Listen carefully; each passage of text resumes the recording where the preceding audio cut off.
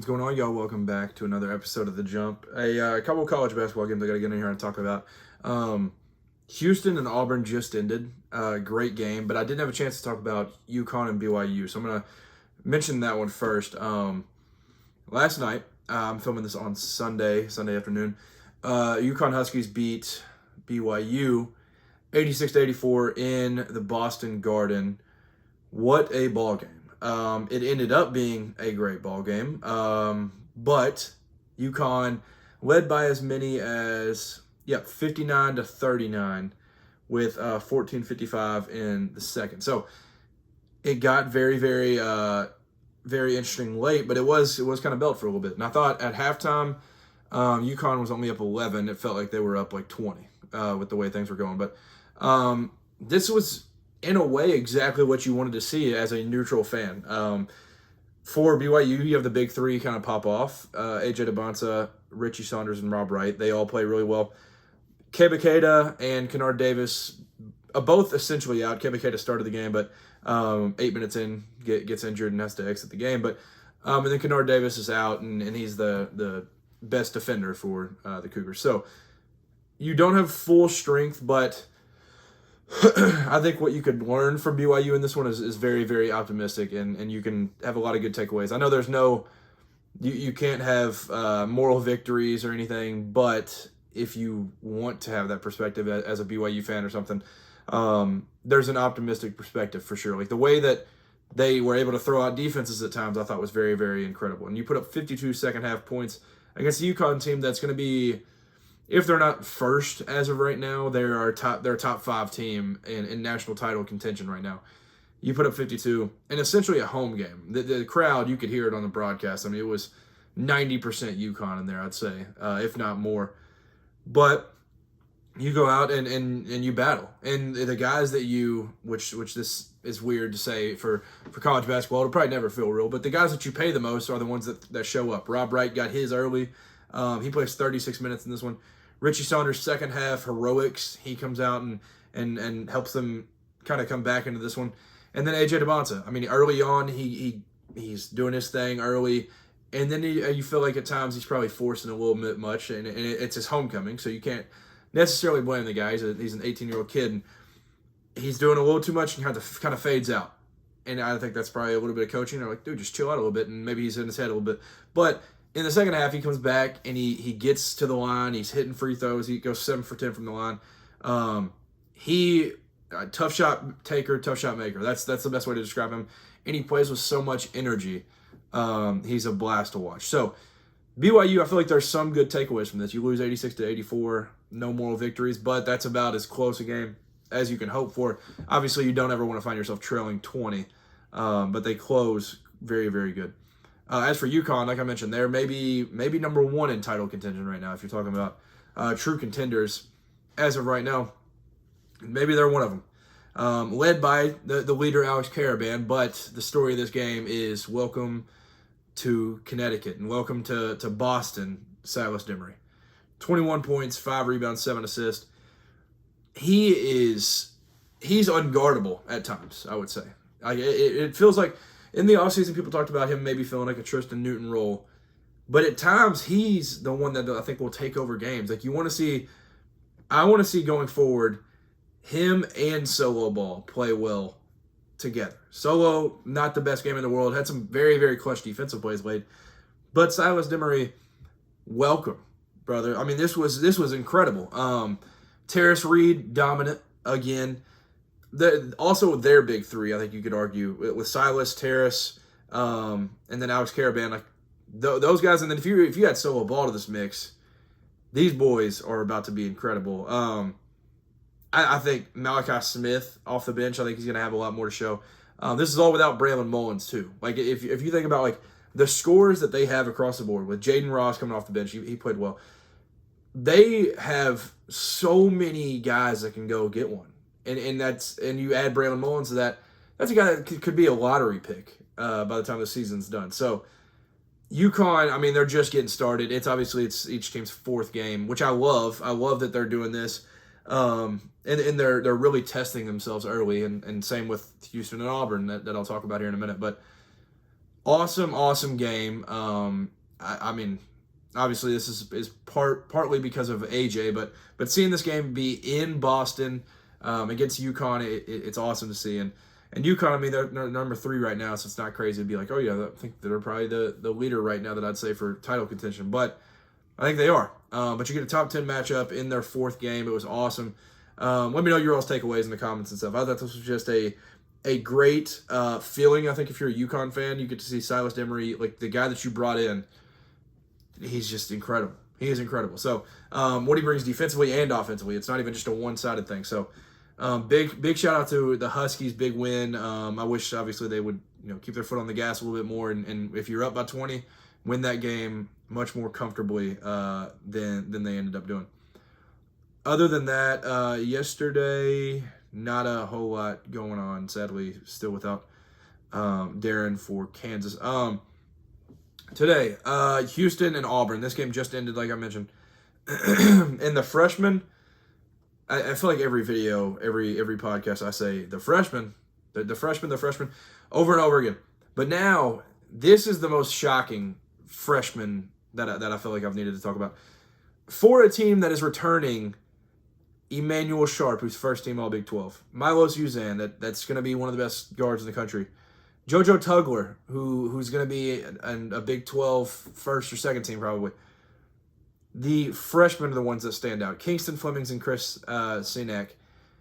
They combine for 40 points. 22 points for Flemings and 18 for Sinak. 9 rebounds for Sinak and 5 for Flemings.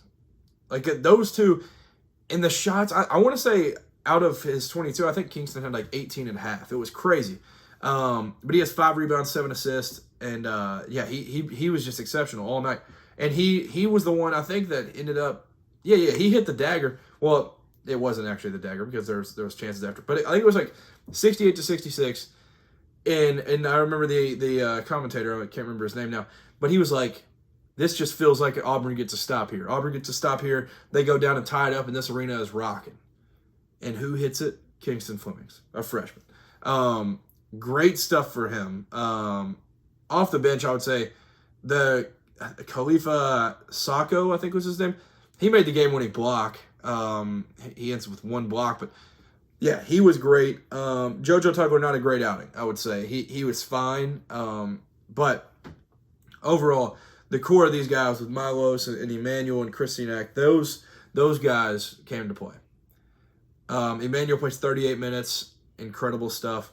For Houston, I think there were numerous times, even the first half, where I was like, they might just blow this lead open. They might run away with this. And then in the second half, at numerous times, like there should have been more of an urgency to take over this game and win comfortably, but they just never could. And part of that's credit to Auburn. And I did make a mental note in my head that, like, at times in this game, if you just threw these guys in black jerseys or white jerseys and you told me to guess which one Houston was, there were some defensive possessions where you would think it was Auburn that was actually Houston. Like the team that's supposed to be crazy link, getting all over it, forcing shot clock violations. Like they did that.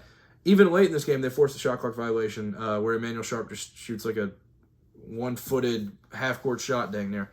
So I think if you're Auburn, obviously the Bethune-Cookman game to start the Pearl era is not great. But like when you come into this game, these are coaches that I think the number was combined for 805 wins coming into this. 802 of those are Kelvin Sampson. Like it's still so young in the Stephen Pearl era, but you can see the impact that his defense makes. He's been the defensive guy around the program for a little bit, and you could really see it. Never let Houston really feel super comfortable with the lead, and they continued to make their runs. A big part of that was the guy that had to end up leaving with injury, with Keyshawn Hall. 20 points and 11 rebounds. He, I think, will definitely be their best player. But I will note, at times, it is kind of annoying because at UCF, he is the guy. He comes here, and it was one of them. It was a play where I think Houston was like in a zone, and they throw it to Keyshawn Murphy in the middle, and he turns, and he can take the option of, I think this was the final play of the first half. He can throw it to Keyshawn Hall on the wing, which is a little bit contested, would have been a decent closeout, or dump it down to a wide open Elijah Freeman, Elijah Freeman kind of bobbles it, and they don't end up getting the shot off. And Keyshawn Hall's like stomping, clapping, like give me the ball. And I'm like, dude, like you can't have just every shot. He still led the team in shots taken today, 8 for 8 from the line, which is great for them because I'm assuming it's still the case. But going into today, he led the country in free throw attempts, so that's going to be good for him. But yeah, Keyshawn Hall, there were a couple times that he would like grab for his shin or something, and I was like, dang man, like this sucks. But he ends up leaving, but plays well overall. So that's very, very promising. Tahad Pettiford, I would like to see more Tahad assists and facilitating and all of that, coming off ball screens and different stuff. But 15 points for him, and you could tell even at the end, this is probably still his team. Like I said, Keyshawn Hall I think will be their best player, but it's still probably his team because the final set, when there's 23 seconds left, what do? They have him come off a ball screen and get downhill. After that, they have another chance. They have him get off and get downhill, and they end up having that. The final play ends up being a Keyshawn Murphy shot, but it was, I think it's still Tahad's team. Obviously, they had many chances there at the end, so it's this one, as well as the BYU game, this is as close to a moral victory as you can have because you're 1 point off against a very, very good Houston team that's going to be like this all year. But they don't come out on top. So Elijah Freeman, I like what I see out of him. I think he's going to be really good for him this year. Keyshawn Murphy was really good. I think he kind of controlled as well as he could in the front court. Obviously, the front court players for Houston are also very good. But Keyshawn Murphy, I think you got to feel some promise with how he is. It's a complete overhaul. Like they talked about it on the broadcast, like this is the number 22 team in the country, but it's technically a rebuild, and you have a new coach. So it's not going to be easy. But you go out there and you play the number 1 team in the country and you fight early. And shout out to Houston because this was essentially a home game for Auburn. I mean they're sitting there in Birmingham playing this game. So which I think wasn't last year Auburn essentially at Houston? I think it was like in Dallas or they're somewhere in Texas, but they basically were just returning it. But Auburn late missed way too many free throws to have a shot in this game. They go 21 for 33, which is not good enough already, but it's when they missed the 12 that they missed. Like what'd they call Sebastian Williams Adams? Sway, maybe? I'm not super familiar with Auburn fully yet. I think they called him Sway. Sebastian Williams Adams. He ends up going 3 for 8 from the free throw line. That is not going to cut it. Kevin Overton goes 7 for 11 from the free throw line. That's not going to be okay either. And Sway ends up going like 0 for 2 on some important ones there towards the end. But nonetheless, a great game between two teams that I think I was definitely a part of the crowd that like saw the Bethune-Cookman game. I know I saw a couple of the others where they end up killing some teams, but I was still a little worried. I was like, man, I don't know. But Auburn, they fought and they played really, really well in this one. So the freshmen stand out for Houston. They're the difference in this one, combining for 40 between Cenac and Flemings. So for Houston, obviously a lot of optimism. You're one of the best teams in the country, but it's a game that I feel like you should have been able to close out and had a lead late that you kind of cruised to victory in, even though it was a road game. And even I'm glad they didn't blow the whistle on the last play. Keyshawn Murphy was not fouled. I don't think that's not a debate that should be had.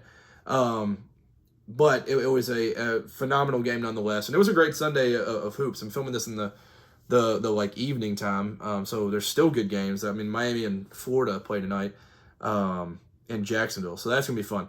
But I do want to mention a big shout out to Georgetown. They beat Clemson, big win in that one, and then Ohio State beat Notre Dame on a buzzer beater. So. Big shout out to Georgetown. They just continue to win. They are definitely a threat in that conference. Ohio State wins 64-63. And I mean, this game was back and forth the entire time. Definitely, yeah, Chris Tilley was the one that hit the buzzer beater, I'm pretty sure. But in Columbus, big performance for the Irish, but Buckeyes moved to 4-0. I would like to see, for Ohio State, I want to see definitely more Junie Mobley. Like, not that they need to run sets for him, but I feel like at times that would be a thing that can shift complete momentum in the game. Is Junie Mobley hitting like a three or something? He ended up with 3 threes or 2 threes tonight. Ended up with 9 points, but definitely Bruce Thornton, in my opinion, won the point guard battle. He had 24. Neither him or Burton had an insane game, I would say, but they both played well. But Bruce played a little bit better, and that's why his team comes out on top. He has 24 with 4 rebounds, 2 assists, and a steal, while Marcus Burton has 14 points, 2 rebounds, and 4 turnovers in this one. So not an efficient night for him, but Shrewsbury, you can really tell that his team is getting it figured out. Like there's a lot of promise in that team, and same for Ohio State. And I know Ohio State's defense has been horrendous this year, so I think this is promising. Well, actually, I guess it hadn't been. Maybe just IU Indy's the greatest team of all time. That's what was in my head. Yeah, the IU Indy scored 102. And but then Purdue Fort Worth scored 68, App State scored 53, but now they hold Notre Dame to 63. So we'll see what Diebler's boys look like this year. But big win on an early Sunday. They have at Pitt coming up soon, so they'll get another non-contest. But big win for Georgetown, like I mentioned. Let me see what the final stats looked like in that one, because that one I watched a little bit of that one. I was at a game yesterday, so I didn't get to like fully lock in on it, but I had to stay locked in with it. 79-74 Georgetown in that one, by the way. But in this one, it was definitely, I know KJ Lewis popped off. What did he end up with? 26, and then Malik Mack had 7 assists, 3 boards, and 16 points. So Caleb Williams played well. Their starting group is great, and I think they're going to be awesome. But Iwo Chukwu off the bench is going to be really good for them this year, and I think it brings a lot of depth to a front court that I feel like needs it. They don't have necessarily one particular guy outside of like Caleb Williams that I think will be solid all year, but they need just some more depth, and I think Iwo Chukwu will definitely bring that. But great win for Georgetown. They continue to win. They're 4-0. A lot of promise there for Ed Cooley's boys, but this video was mainly based around Auburn and Houston, and then BYU and UConn, so they didn't get a chance to talk about that one. But great games, great college basketball weekend. I had to also jump on because I will be headed to New York for the State Farm Champions Classic. So I'll get to see my Kentucky Wildcats versus the Michigan State Spartans at 6:30 on Tuesday. And then I will also get to see Duke versus Kansas, which hopefully by then Darren Peterson is back. But that'll be the 9 o'clock game. So it's going to be a lot of fun, but I will be gone, so I won't get to jump on and talk about any games, really. I don't think there's big ones tomorrow necessarily. No, not tomorrow. But Tuesday, I won't have an immediate reaction to the games, but I will jump on Wednesday night. It'll probably be late when we fly back, but I'll jump on, talk about it. But then also Wednesday, 2 phenomenal games. In Chicago, Alabama goes and plays Illinois, and then Arizona travels to Gamble into Stores and plays at UConn. So it's going to be awesome. Outside of that, there's a couple big ones this week that'll be really, really fun. I think Wake Forest and Texas Tech on Thursday is going to be good. Memphis and Purdue on Thursday. Friday, the Keg and Nails basketball edition, Louisville versus Cincinnati. That one's going to be good.